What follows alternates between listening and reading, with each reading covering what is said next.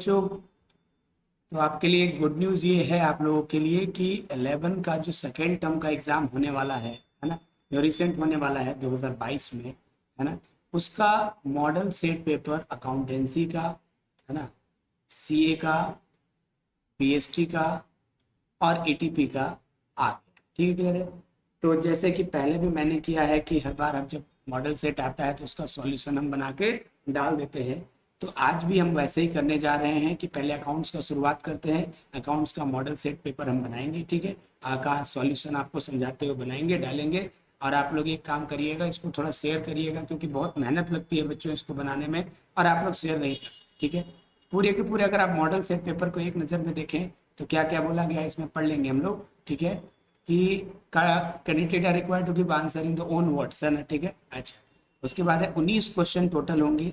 1 से लेके 7 तक जो क्वेश्चन होंगे वो 2 मार्क्स के होंगे, जिसमें 5-5, हाँ ध्यान सुनिएगा, 1 से लेके 7 तक का जो क्वेश्चन होगा वो 2-2 मार्क्स का होगा, है ना। ठीक है, इसमें कोई 5 करना है, यानी 10 मार्क्स हो गया हमारा। ठीक है, अच्छा, 8 से लेके 14 तक में जो क्वेश्चन होंगे। अच्छा, एक बात और समझिए कि 1 से 7 का जो क्वेश्चन है, क्वेश्चन 1 to 7 तक है, जो 2 मार्क्स का है, कोई 5 आपको अटेम्प्ट करना है, और इसका आंसर बहुत बड़ा नहीं लिखना है। Answer of the any 5 of this question in own sentence, each question carry 2 marks, है ना। ठीक है, अच्छा, यहाँ पर क्या बोला, answer any 5 of this question in one sentence, है ना। बहुत लंबा लिफाफा नहीं लिखना है। तो 1 से लेके 7 तक में 7 क्वेश्चन है, कोई 5 बनाना है, 2-2 मार्क्स का होगा, और आंसर जो है हमारा कहने का अर्थ है कि एक एक सेंटेंस में देना। एक बोला है तो 2 तक, 2 और 3 तक आप दे सकते हैं, लेकिन बहुत लंबा मत लिखिए। 8 से 14 तक में शॉर्ट आंसर टाइप क्वेश्चन है, किसी 5 का करना है। यहाँ पर 8 से लेके 14 तक में टोटल 6 क्वेश्चन है, लेकिन 5 का आंसर करना है। 5 या 15 मार्क्स का होगा, है ना। और मैक्सिमम आपको 50 वर्ड में आपको आंसर देना है। ठीक है, और 15 से लेके 19 तक जो है आपके जो क्वेश्चन होंगे, ठीक है, लॉन्ग आंसर होंगे। किसी 3 का आंसर करना है जो आपका 5-5 मार्क्स का होगा। 5 इंटू 3 15, है ना। तो पहला हो गया 2 इंटू 5 10 मार्क्स, ठीक है। फिर हुआ था आपका 3 इंटू 5 15 मार्क्स, है ना, और 5 इंटू 3 यानी कितना 15 मार्क्स। इस तरह से 40 मार्क्स का आपका एग्जामिनेशन होगा। इसका 100 वर्ड में आंसर देना है। सर हम कैसे करने वाले हैं, आज हम लोग डिस्कस करने वाले हैं सेट 1, है ना, अकाउंट्स का, है ना। तो इसमें 3 टाइप के क्वेश्चन है ना, पता है आप लोगों को। 2 मार्क्स वाले 7 क्वेश्चन है, जिसमें आपको 5 अटेम्प्ट करने हैं। ठीक है, 3 मार्क्स वाले 15, सॉरी कितना है, 6 से लेके 14 तक है। 6 7 8 9 10 11 12 13 14, मतलब कितना हो गया, 6 से लेके 8 से लेकर 14 तक, है ना। 8 9 10 11 12 13 14, 7 क्वेश्चन यहाँ पर भी है। इसमें से भी कोई 5 अटेम्प्ट करना है। और 15 से लेके 19 तक जो है आपका, 15 से 19 तक कितना हो गया, 15 16 17 18 19, 5 क्वेश्चन है, जिसमें कोई 3 अटेम्प्ट करना है। ठीक है, ये करना है। तो हम कैसे आपको आंसर बनाने वाले हैं, पहला ये जो आपका 2 मार्क्स वाला है उसका एक वीडियो बनाएंगे, 3 मार्क्स वाला का एक वीडियो बनाएंगे, और 5 मार्क्स वाला का एक वीडियो बनाएंगे, ताकि वीडियो बहुत लंबा ना हो जाए। आप लोगों से रिक्वेस्ट है कि इसको आंसर, आज हम आपको 2 मार्क्स वाला बना रहे हैं, आप इसको पढ़े और अपने ग्रुप्स में क्या करें, शेयर करें। ठीक है, तो चलिए आज हम लोग 5 क्वेश्चन जो 2 मार्क्स वाले हैं, जिससे 10 नंबर होगा, हालांकि दिया हुआ 7 क्वेश्चन है, 7 का आंसर करेंगे, हम आपको आंसर इसका बताने वाले हैं। ठीक है, ज्यादा लंबा नहीं लिखना है, 1-2 सेंटेंस में आंसर कर देना है। ठीक है, जो क्वेश्चन यहाँ है इसी को मैंने कॉपी कर लिया है यहाँ पर, है ना, ताकि लिखने में आसानी हो। तो पहला जो क्वेश्चन था हमारा, what is the meaning of depreciation, है ना। डेप्रिसिएशन से आप क्या समझते हैं, डेप्रिसिएशन का क्या मतलब है। सबसे अच्छा आंसर है, depreciation is the gradual and permanent decreases in the value of asset. Depreciation क्या है, ग्रेजुअल का मतलब होता है लगातार, है ना। मतलब ऐसा नहीं कि डेप्रिसिएशन क्या है, ग्रेजुअल मतलब धीरे धीरे करके घटता है, और परमानेंटली घटता है वैल्यू ऑफ एसेट को, उसको क्या बोलते हैं हम लोग, डेप्रिसिएशन। डेप्रिसिएशन क्या है बच्चों, decreases in value of assets, है ना। क्या एक ही बार में डिक्रीज हो जाता है, नहीं, ग्रेजुअली थोड़ा थोड़ा करके।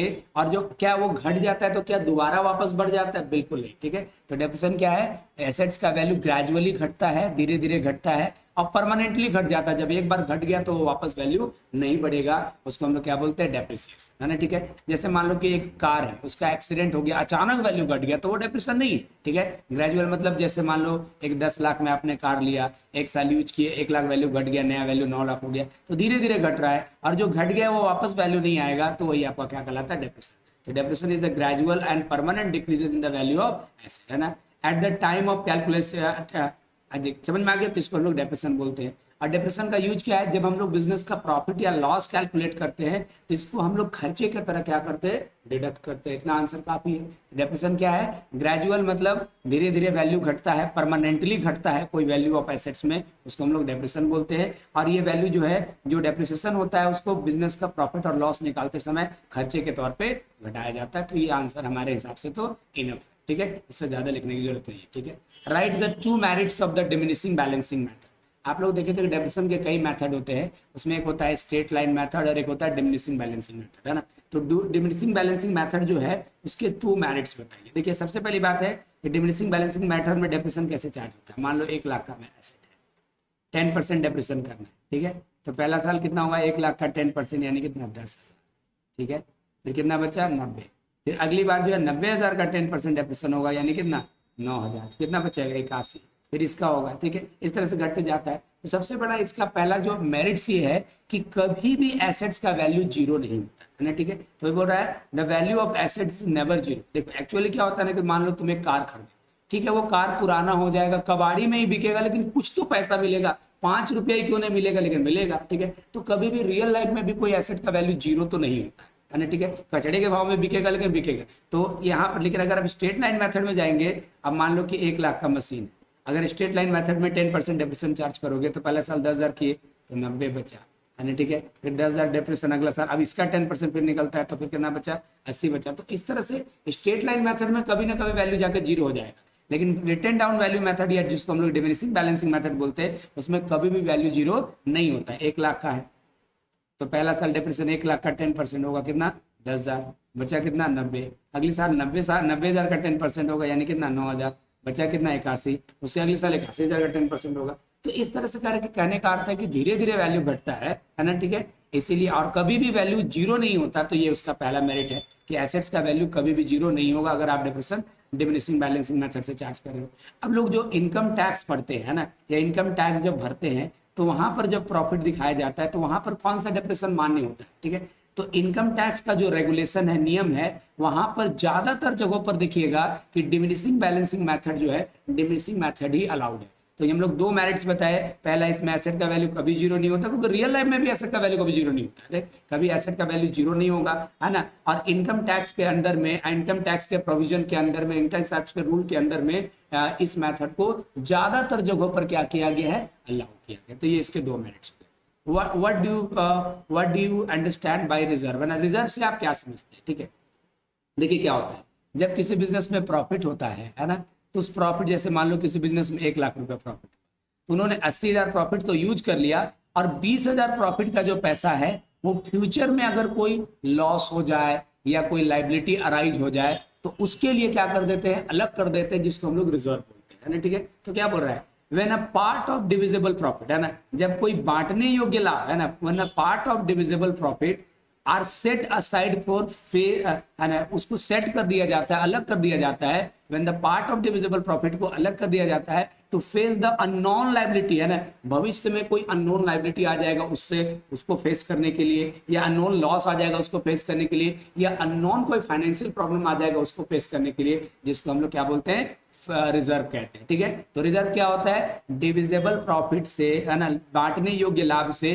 कुछ पैसा हम लोग अलग कर देते हैं, सेट कर देते हैं, सेट असाइड कर देते हैं, है ना, ताकि भविष्य में कोई अननोन लाइबिलिटी आ जाए, अननोन लॉस आ जाए, या अननोन फाइनेंशियल प्रॉब्लम आ जाए, तो उससे इसको क्या किया जा सके, वहां पर उसके लिए यूज किया जा सके। तो रिजर्व क्या है, व्हाट इज द रिजर्व? तो reserve is when a part of divisible profit, जब डिविजिबल प्रॉफिट का कोई हिस्सा, है ना, सेट असाइड, अलग कर दिया जाता है। क्यों? अगर अब भविष्य में अननोन लाइबिलिटी, अननोन लॉस और अननोन फाइनेंशियल प्रॉब्लम्स को से निपटने के लिए, है ना। ठीक है, तो उसको हम लोग क्या बोलते हैं, आपको रिजर्व कहते हैं, ठीक है। What is the financial statement? देखो क्या होता है कि एक अकाउंटिंग पीरियड, जैसे मान लो कि जनरली अकाउंटिंग पीरियड 1 साल का होता है, 1 अप्रैल से लेके 31 मार्च मान लो अकाउंटिंग पीरियड, ठीक है। तो 1 अप्रैल से लेके 31 मार्च तक आपने बिजनेस का परफॉर्मेंस है ना मेजर करने के लिए कि कितना प्रॉफिट हुआ या कितना लॉस हुआ, ठीक है, ध्यान दीजिएगा। एक अकाउंटिंग पीरियड मतलब क्या हुआ, अप्रैल से लेके मार्च, या कुछ लोग जनवरी से लेकर दिसंबर भी लेके चलते हैं। तो एक अकाउंटिंग पीरियड में बिजनेस का परफॉर्मेंस को मेजर करने के लिए as a in the terms of profit और in the terms of loss, और अकाउंटिंग पीरियड के अंत में बिजनेस का फाइनेंशियल पोजीशन जानने के लिए हम लोग क्या करते हैं, फाइनेंशियल स्टेटमेंट बनाते हैं। तो financial statement provide the net result, है ना। फाइनेंशियल स्टेटमेंट क्या प्रोवाइड करता है, नेट रिजल्ट प्रोवाइड करता है as a profit as a loss of the accounting period.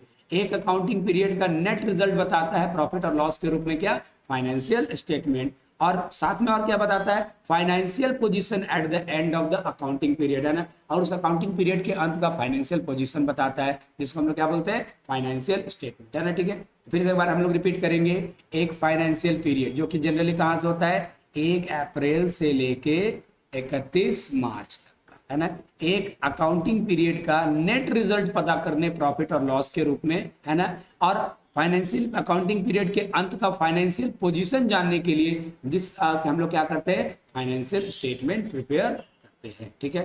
चलिए ये भी हो गया। नेक्स्ट क्वेश्चन देखते हैं, give 2 example of direct expenses. Direct expenses वो होता है जो डायरेक्ट प्रोडक्शन से रिलेटेड होता है। जैसे मान लीजिए कि आप शूज बना रहे हैं, तो शूज बनाने की फैक्ट्री है आपका, तो शूज बनाने में जो डायरेक्ट शूज पे खर्चा होगा that is called the direct expenses, है ना।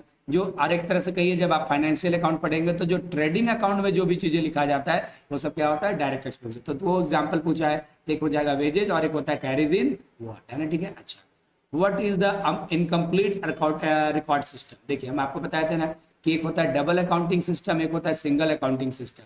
सिंगल अकाउंटिंग सिस्टम कौन अडॉप्ट करता है, वो लोग जो छोटे मोटे व्यापारी हैं। क्या छोटे मोटे व्यापारी जर्नल, लेजर, ट्रायल बैलेंस ये सब नहीं करते हैं ना, वो लोग क्या बोलते हैं, सिंगल एंट्री सिस्टम फॉलो करते हैं, जिसको हम लोग दूसरा नाम इनकम्प्लीट अकाउंटिंग रिकॉर्ड सिस्टम भी है ना। तो क्या बोल रहा है, दिस अकाउंटिंग सिस्टम जो इनकम्प्लीट रिकॉर्ड सिस्टम है कौन अडॉप्ट करता है, adopted by the small trader where only one aspect of the transaction were recorded.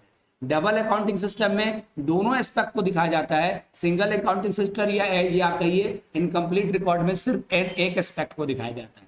तो यहाँ पर क्या बोला मैंने, इनकम्प्लीट रिकॉर्ड सिस्टम क्या है, ये कौन अडॉप्ट करता है, स्मॉल ट्रेडर। और जहां पर किसी भी ट्रांजेक्शन के वन एस्पेक्ट को रिकॉर्ड किया जाता है ना, ये इजी होता है अकाउंटिंग करना और कम खर्चीला होता है, बट इसको कोर्ट ऑफ लॉ में कभी भी आप एविडेंस के तरफ प्रूफ नहीं कर सकते। सुनिए मेरी बात, इनकम्प्लीट अकाउंटिंग सिस्टम क्या है, 4 बातें इसके बारे में। पहली बात तो ये कहा गया ये स्मॉल ट्रेडर यूज करते हैं। दूसरा क्या होता है, किसी भी ट्रांजेक्शन के वन एस्पेक्ट को यहाँ पर रिकॉर्ड किया जाता है, ठीक है। तीसरी बात क्या होता है, इजी होता है और लेस एक्सपेंसिव होता है। और चौथी बात क्या होता है कि किसको कोर्ट ऑफ लॉ में एज अ एविडेंस आप कभी भी नहीं ले जा सकते, है ना। इतना काफी है, ठीक है। अच्छा, हालांकि कंप्यूटर मेरा सब्जेक्ट तो नहीं है, फिर भी आपको हम बता देंगे, ठीक है। What do you mean by the what do you understand by the software? Software किसको बोलते हैं, जैसे कंप्यूटर में सीपीयू होता है ना, मॉनिटर होता है, कीबोर्ड होता है ना, माउस होता है, ये सब हार्डवेयर होता है ना। जो जिसका फिजिकल एग्जिस्टेंस जो दिखता है, टच कर सकते हैं, वो हार्डवेयर होता है। और उसके अंदर में जो होता है वो क्या होता है, सॉफ्टवेयर। जैसे लाइक द एंटीवायरस, है ना, या जैसे मान के चलिए कि वर्ड, है ना, ये सब चीजें क्या होता है, सॉफ्टवेयर होता है। तो सॉफ्टवेयर क्या है, software is a set of the instruction, है ना, ये सेट ऑफ इंस्ट्रक्शन है, डाटा है और प्रोग्राम यूज बाय द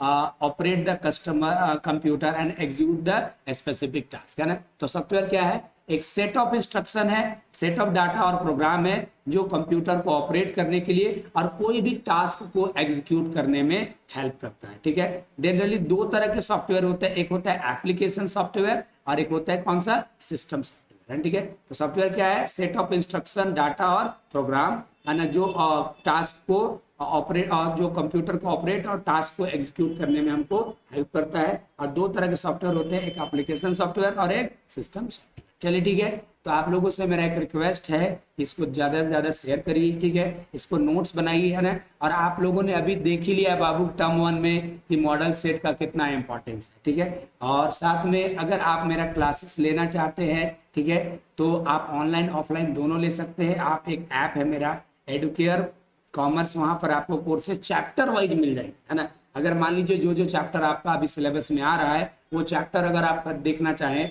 तो आप ज़्यादा से ज़्यादा 500 रुपये के अंदर में सभी चैप्टर आपको अवेलेबल हो गए, ठीक क्लियर है। अच्छा, दूसरी बात है कि आप इसको नोट्स बनाइए, ठीक है, और आगे हम जो है कल जो है और भी आगे डालेंगे, हम पार्ट बाय पार्ट करके वीडियो बनाएंगे, है ना, ठीक है। अगर पसंद आएगा तो इसको लाइक करिएगा और चैनल को सब्सक्राइब करिएगा।